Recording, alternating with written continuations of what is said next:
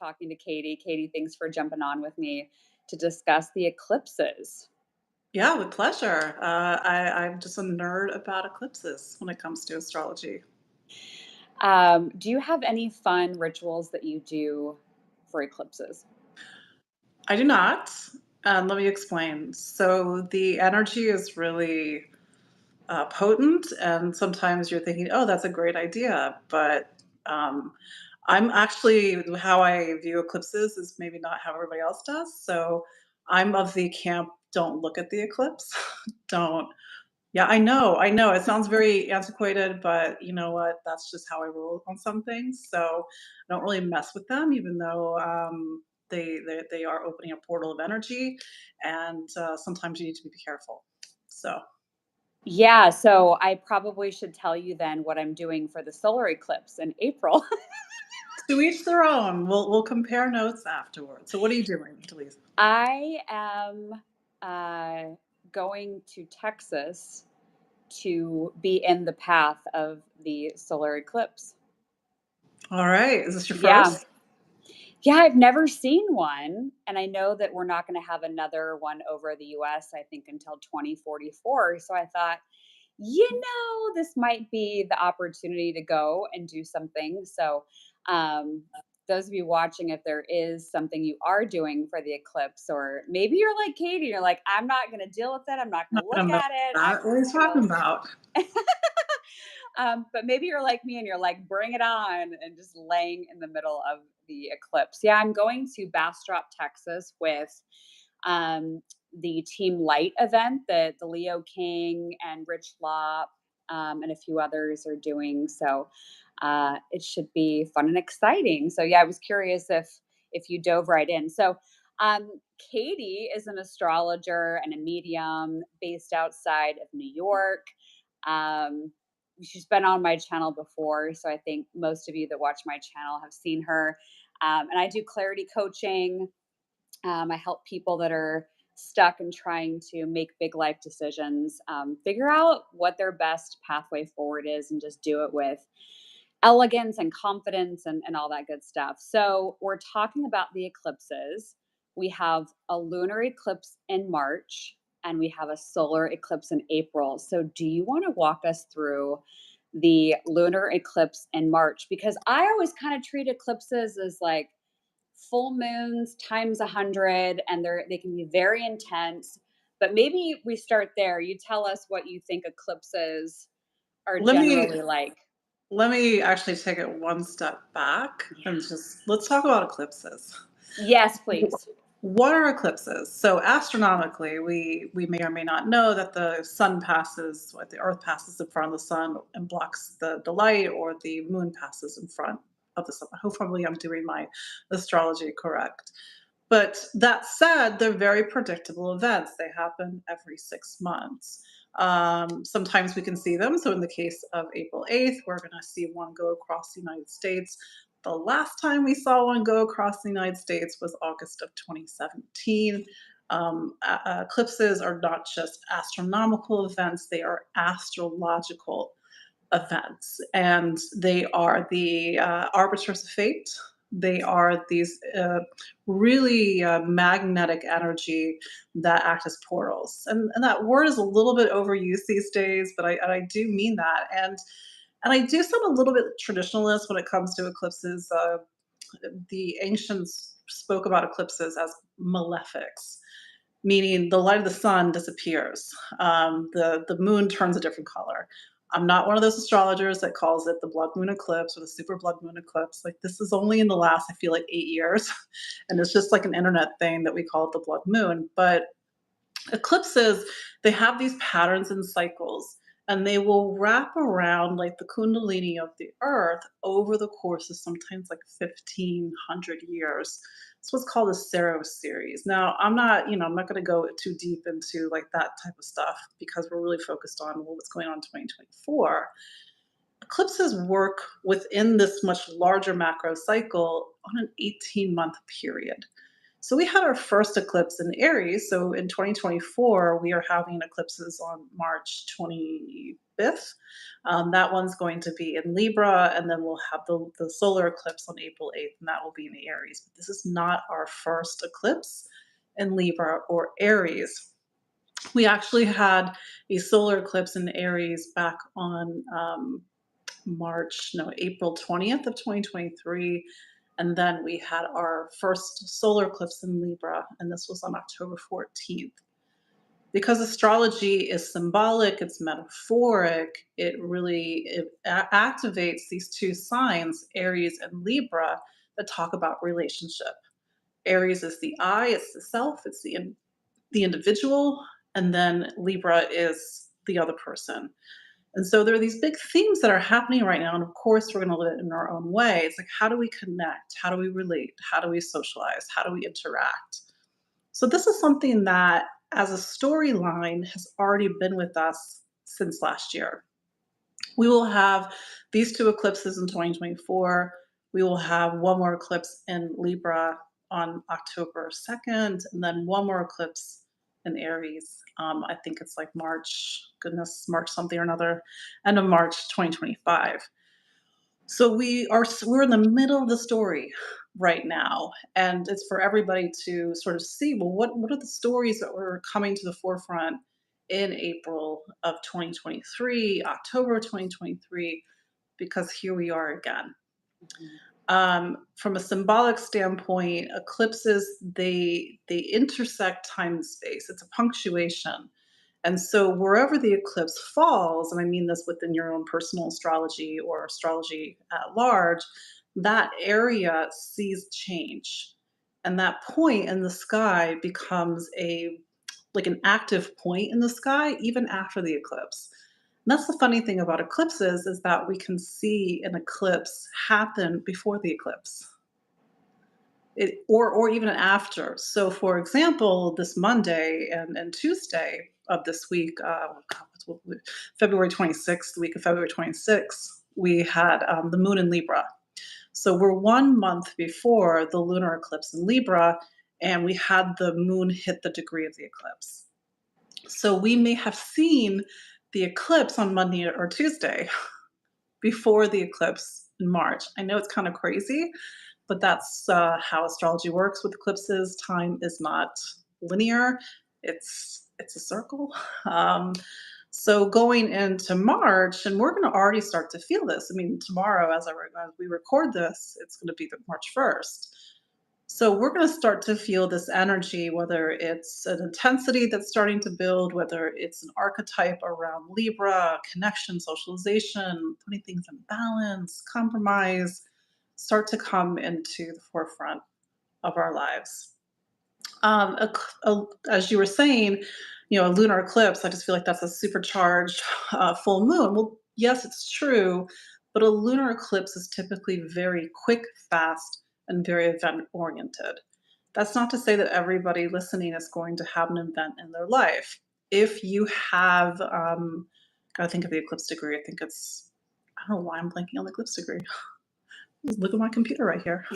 So it sounds like the March lunar All eclipse, right. March 25th, is going to be more event oriented.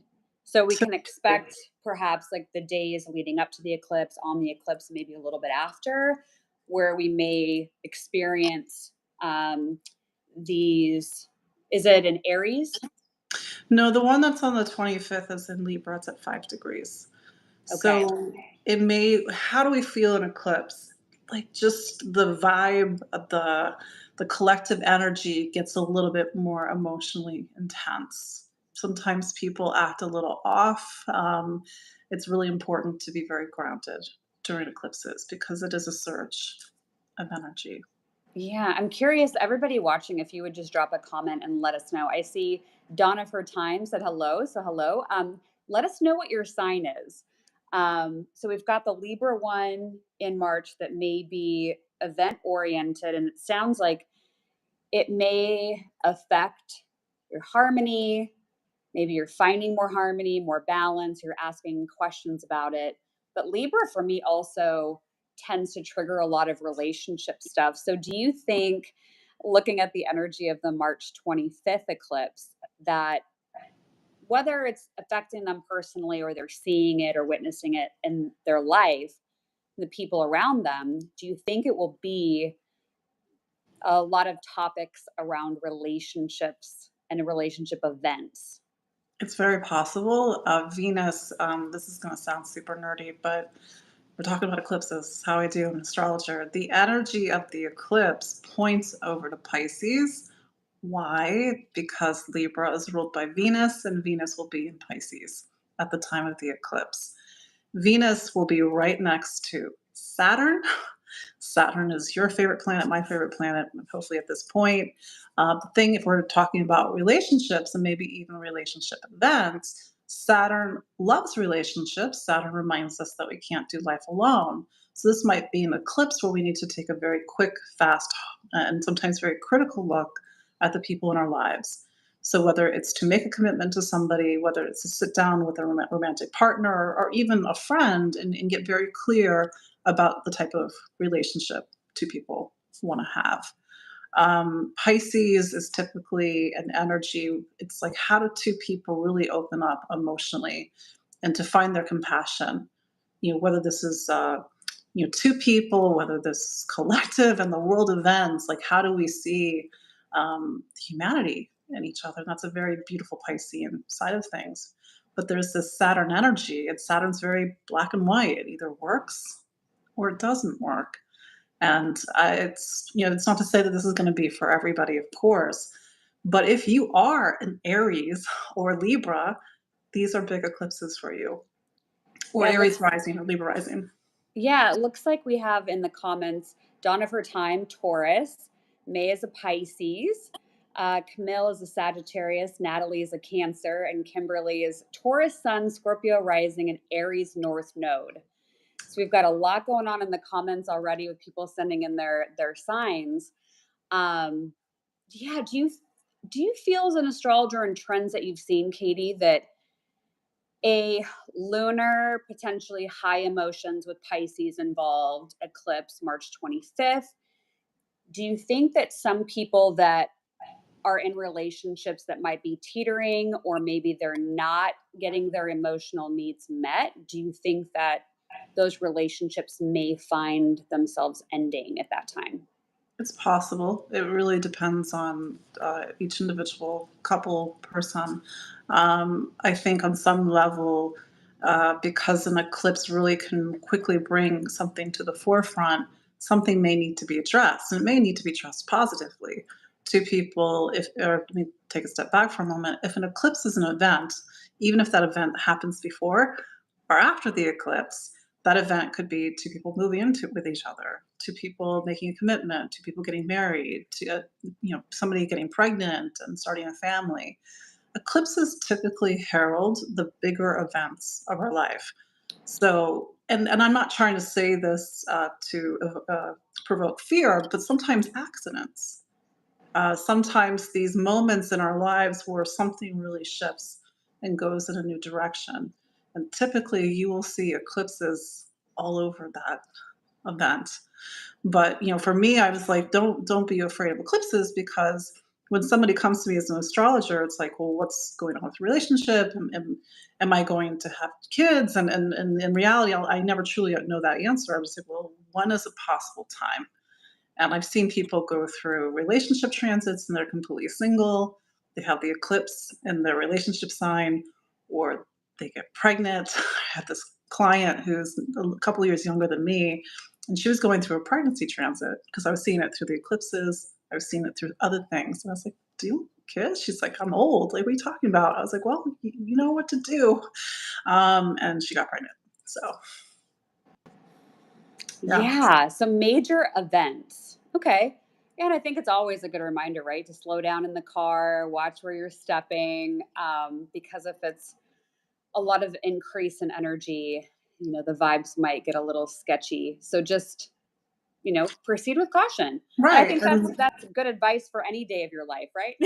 Right, and with Saturn such a big player in the astrology, how can you be make it like a measured action. How can you be mature? How can you think for the future? Because Saturn energy is not quick, it's not fast. It can be very like heavy and precise, but whatever is happening, not just this eclipse, but Saturn's also a big player in the eclipse of April. How do you really do the mature thing? How do you think about your future? How do you think about commitment, whether it's a commitment to another person in your life or a commitment to something like key, your career or some other sort of goal and achievement? But with the major focus in 2024 on the sign of Pisces, why? Saturn's in Pisces. We'll have an eclipse later this year in Pisces, but Pisces typically, it doesn't, it needs to make sense at the level of the spirit and the heart. It's not going to make, even if we're talking about relationships, if you're with somebody and it's transactional, here comes this eclipse, and it's like, is this truly what you want? Is this the type of relationship, type of person, type of connection? So we will feel throughout February, throughout March, the energy is starting to get more intense, get more intense. And typically, as an astrologer, I start to see my Libra clients coming in, my Aries clients coming in, my Libra Aries rising clients, and they don't even know about eclipses. It's not because they like, oh, there's an eclipse in Libra. They just know that something's up. They know that they're at a crossroads. So I'm like, all right, what's going on in relationship? What's going on in your life?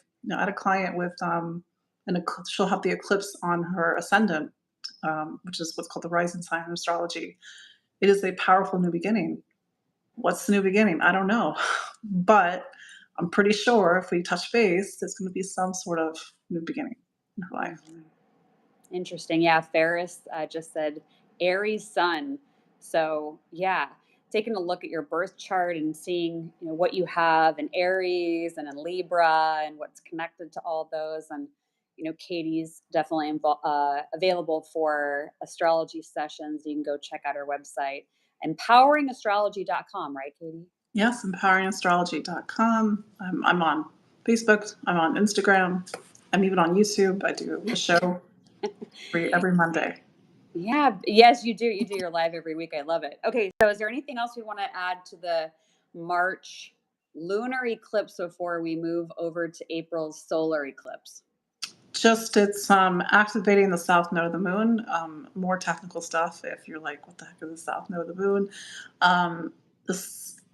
There is an element of the past, meaning we need to wrap up a relationship issue. We need to go back to an old relationship. We need to go back to an old theme. And maybe if it's an old hurt, release it, let it go. Venus and Saturn are in Pisces. If it's two people that want a second shot, maybe that's what it is.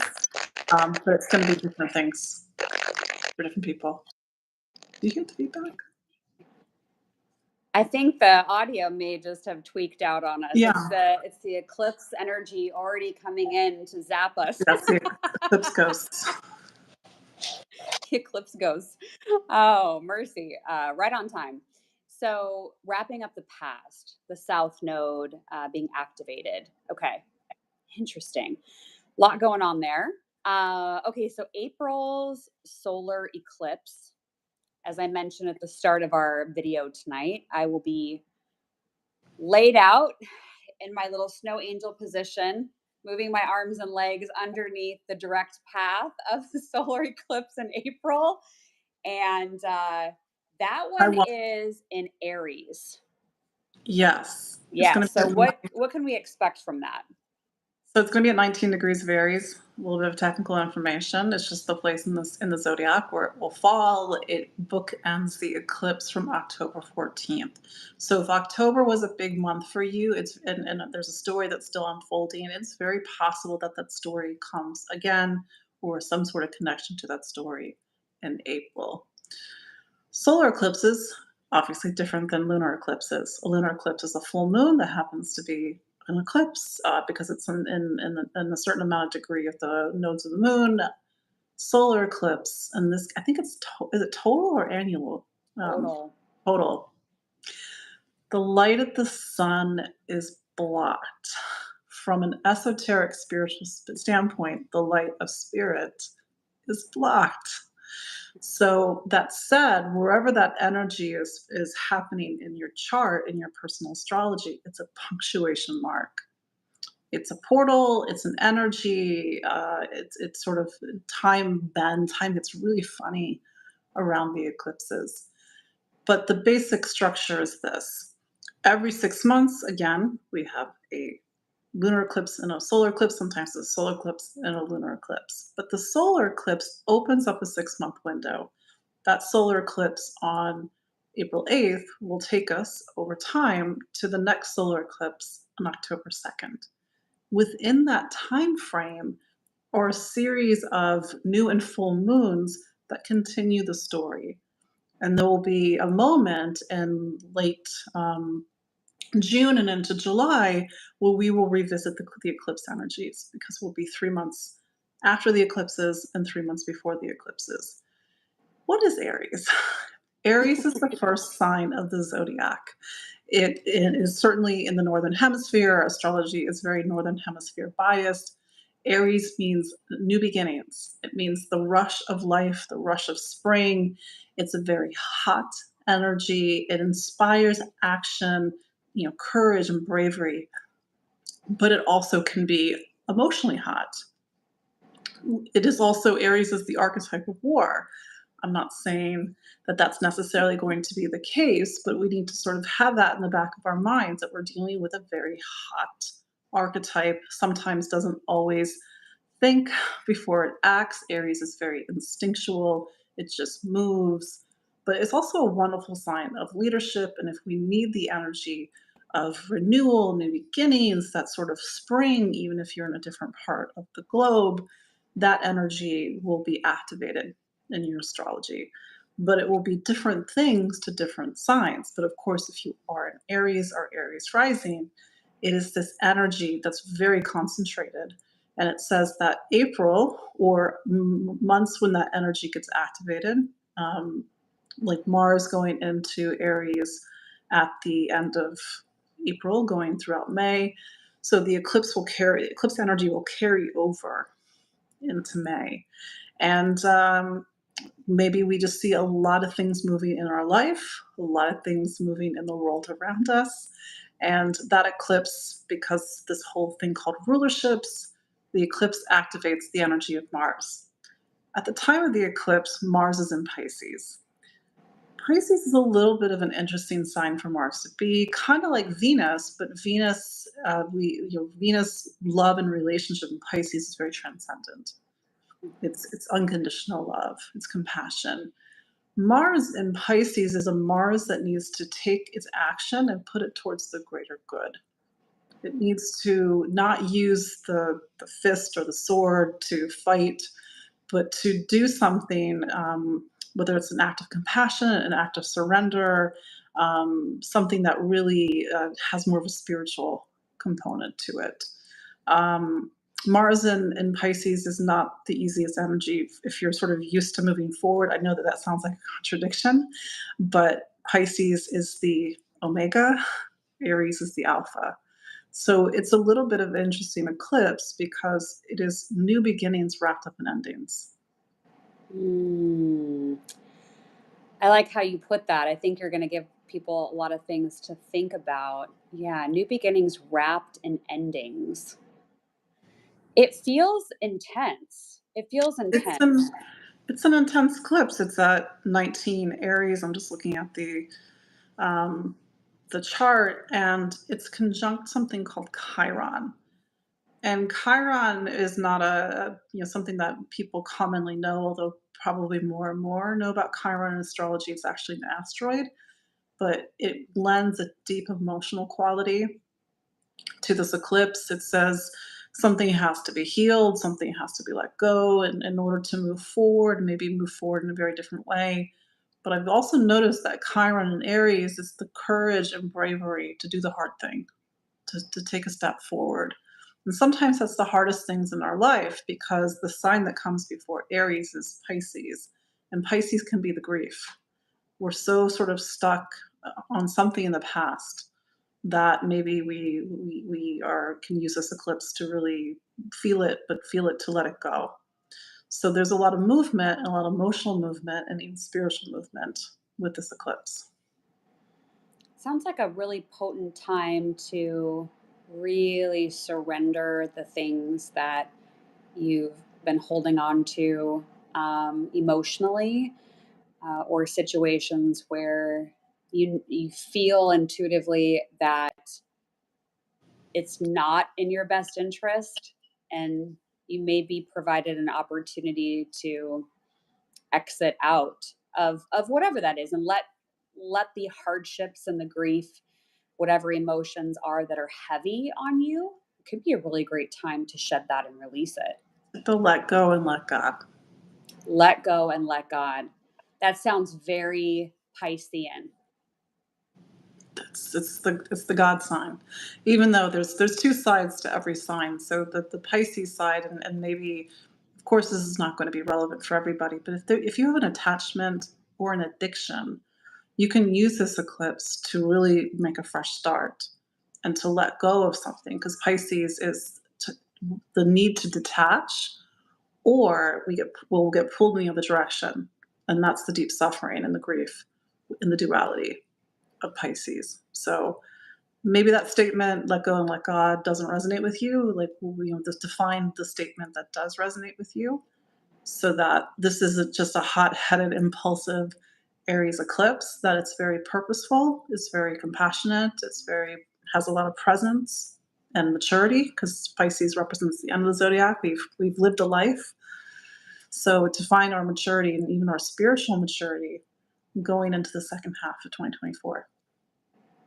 And do you think that the Libra of we and the Aries of I, and having the lunar eclipse and the solar eclipse in both of those signs 1 month apart, not even 1 month apart, Weeks. couple weeks. Yeah. Do you think that it will bring up feelings inside of people about what is it I want and what is it that my boss, my friend, my partner wants, and the balance in our relationship dynamics? Absolutely. Libra is the sign of balance for a reason. It's literally called balance in other languages. I think it's like French, but it's the scales. And the beauty of the Libra Aries axis is that we can't be so Aries, we can't be so individualistic, so self motivated and full of ourselves that we forget about other people. And that's where Libra comes in, and we learn to compromise, negotiate, to like, what do you want? What do you need? On the other side of it, we can't be so Libran, oh, it's whatever you want, it's fine, that we forget our own desires and wants and needs. And sometimes one of the traps that we get into in relationship is that we people please. It's whatever the other person wants. And of course, negotiation and compromise is an intrinsic part of relationship, but don't betray yourself. Don't let yourself be walked all over. And so there is some sort of theme, maybe this is not relevant for everybody. We need to learn to honor our individualization, honor our desires, not in a way that, let's say, runs over other people, everything in balance. But there is that strong need to do whatever you are doing that's for yourself, to move forward, to move on. You do it with compassion, you do it with spiritual maturity, you do it with a lot of empathy, because Mars, and even in the Libra eclipse, Venus are in Pisces right next to Saturn. And this is even the eclipse on April 8th is a few days before the Mars Saturn conjunction on April 14th. Typically, classically speaking, Mars and Saturn aspects are just kind of a punch in the face, if I'm being completely honest. So it's just a little bit of an intense energy in the middle of April. Historically, at least in the United States, April seems to be a very interesting month. Hopefully, everything's cool, but it's a hot tempered energy. Yeah, I call things like that a dumpster fire. Do you think that boundaries will be a question in the forefront of some people's minds, because I hear the Venus and the Mars and the Pisces and all that kind of swimming together. Pisces for me can be a sign that is dissolving, can dissolve things. And sometimes the boundaries get a little murky. So do you think that might be a theme that folks will see? It's possible, if you already have terrible boundaries. You're not just gonna magically have good boundaries on April 9th. How does this eclipse bring up a greater question of you and other people? How do you maintain individualization, which is healthy boundaries? Like, this doesn't work for me. I'm not gonna do this, but I'm gonna say this compassionately. I'm gonna honor your needs. For some, maybe there is that really heavy emotional pull with Saturn and Venus, or Saturn and Mars in Pisces. And maybe it's a lot of deep emotions coming up, maybe emotions that people are like, I don't even know where it's coming from. Maybe it's very old. Maybe for some person where boundaries are already murky, this brings up a lot of conflicted energy and they can kind of get lost. Pisces is the two fishes for a reason, because it really shows the ultimate duality of life, and that we can go back towards source or we can go away. We can get lost in our BS or we can have a healthy sense of perspective and compassion. Mhm.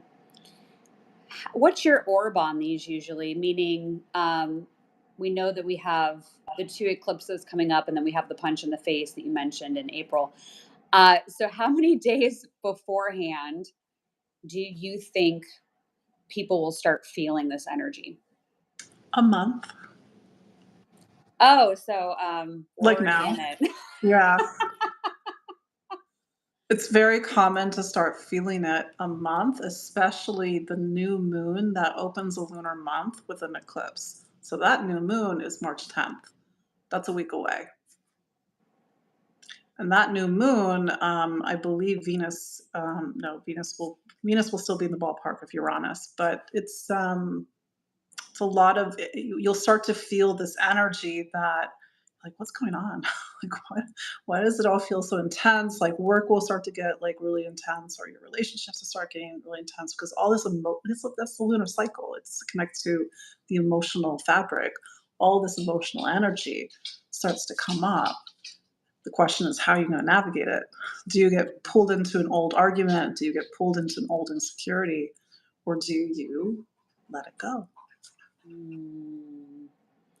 I'm curious, everybody watching, what do you make of what's been said so far? What do you think March, April are going to feel like? Are you already feeling it in your life right now? I'd like to hear from folks in the comments and let us know. I'm curious because when I look at the world, and I think more so the United States because I follow the news more for domestic,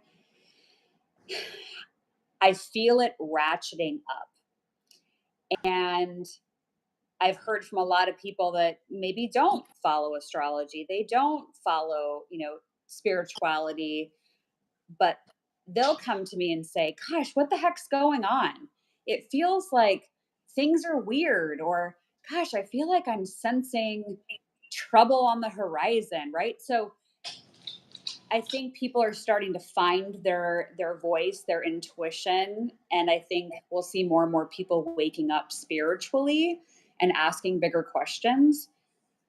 But I think there's this vibration, this tone that feels intense. And I don't see it just magically waking up one day and there's daffodils and butterflies. It feels like we're going to really be stepping into some murky waters, to put it nicely, to then come out the other side. I do feel like there's another side to it, but I think we're in for a period of time that could be tricky if you're not taking the time to go within, if you're not finding your self care practices. Do you agree? Absolutely. If you're just running on instinct, then that's I don't want to sound judgmental. It's just that's the lowest form of consciousness. So how does anyone, not you, but how does anybody start to examine their instincts, examine their, that sort of quick thing that they want to say or that quick thing that they want to do, and they don't even know why they're doing it. So how do we go into, let's say, the next 6 months, although it's really starting to happen now, in a more introspective way? I think the elephant in the room with these eclipses is that Pluto is recently in Aquarius. So that's perhaps a little bit of a bigger topic, but we had a big shift on January 20th. And where Pluto hasn't been in Aquarius except for a little brief blip last year, for 200 years. So we're in a new era. And maybe this eclipse, especially the one on April 8th, kicks off this new era. Now, it doesn't directly connect with Pluto, but that said, we all need to be right by ourselves. We all need to take care of ourselves. We all need to be well grounded and centered. And sometimes that means detoxing. And that means letting go of vices or substances or the things that we use to numb out or to not pay attention to what's going on. And how do we do that in a very different way so we can be present? But when the energy sort of moves like a wave, with the quantum fields kind of like going like this, how do we make sure that we're anchored and tethered? I'm an optimist. I'm Sag rising. I think you're a Sag sun, if I remember Mhm. correctly. Yeah. But I'm also a pragmatist, and I just I don't head know, I heart know that we're just in a time where everything is trying to change, and that things are getting more and more intense. It doesn't mean that we should lose hope, of course not. Yeah. Yeah. But this can be a powerful time to make a personal change, to restructure, reorganize, to bring in new systems.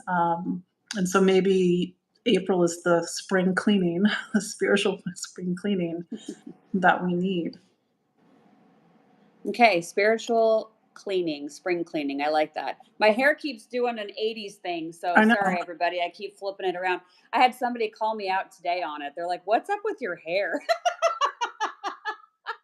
So it's doing its own thing. Just do a side Um, ponytail.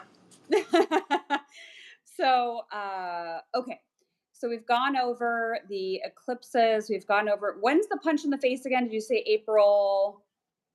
Not to say that April 14th is a punch in the face, but Mars and Saturn traditionally are two pretty heavy duty planets to come Yeah. together in the sky.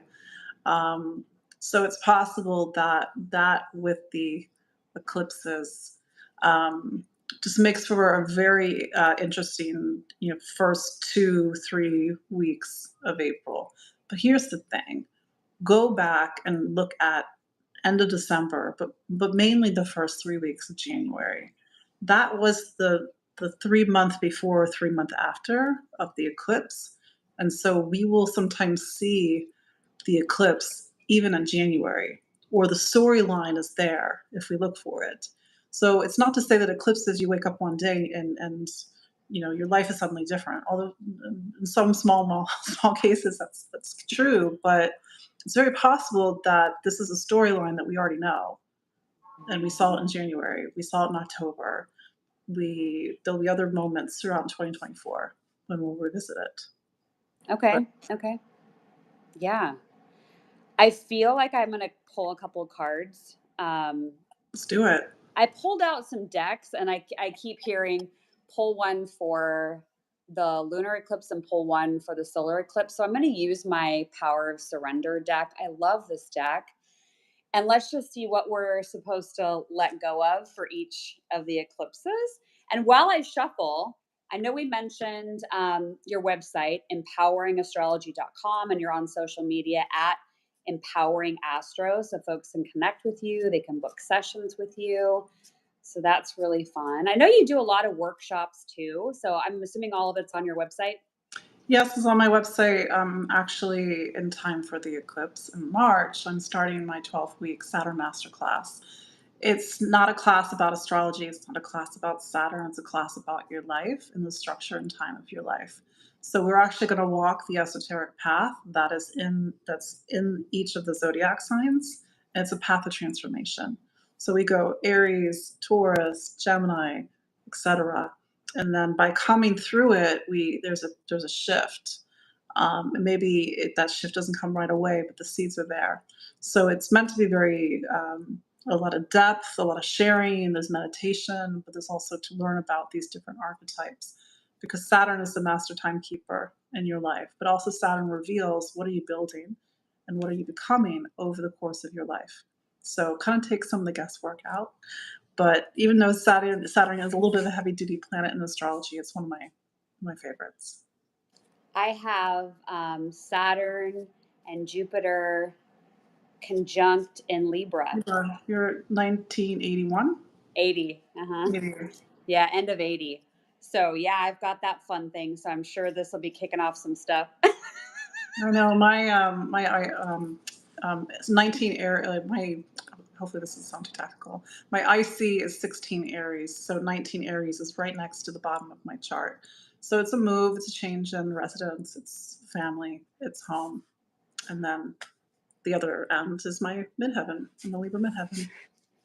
Yeah, we're all going to get it at some point. Like we're here to learn and to grow, and Yeah. we're all going to get an eclipse that hits our stuff at some point. We last had eclipses in Aries and Libra in 2014 and 2015.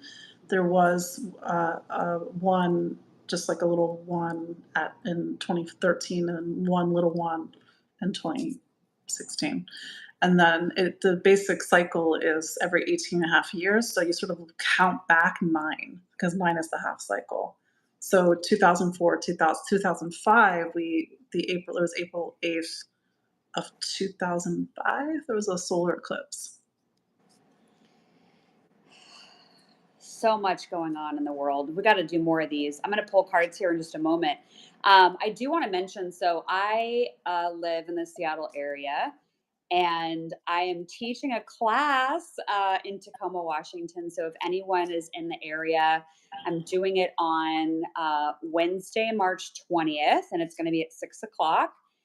And we're going to be going into the energy, the astrology. I'm going to do a group healing, energy clearing on everybody there. And then on the 21st, I'm going to do it online. So anyone interested, just make sure you're on my email list, because I'll open up registration soon. So that'll be fun. I'm excited to teach in person. I haven't done that in a minute. I know, I haven't done a live event since January 2020. Wow. Yeah. Yeah. I'm probably about the same, maybe a little bit after, but yeah, it's been a wild few years for sure. And my website, I don't think I mentioned, spiritandspark.com. And you can follow me, just follow me personally on Facebook and Instagram at Dallisa Hocking, and we can connect on there. All right, so let's do this. I'll show everybody the deck I'm pulling from. So this is the Power of Surrender deck. It is one of my favorite decks of all time. Sounds very Piscean. Oh, yeah. So let's pull one for the lunar eclipse, March 25th. So what is it that we as a collective are supposed to surrender and let go of with that eclipse? Surrender to divine timing. Okay. So I'll read it and then I'll give my interpretation. So it says, sometimes divine timing may differ from your ego's timing. That sounds very Pisces. Yeah. If a goal isn't manifesting fast enough according to your ego, be patient and trust the universal flow. This card always reminds me of, you have this expectation, you have this goal, and you're like, I really, really want it. And you think you can do all the right things to make it happen. But sometimes having the answer of no or not right now in hindsight is a massive gift from the universe. So it's that reminder that everything is happening in its own divine timing that is serving you in your highest expression. Right.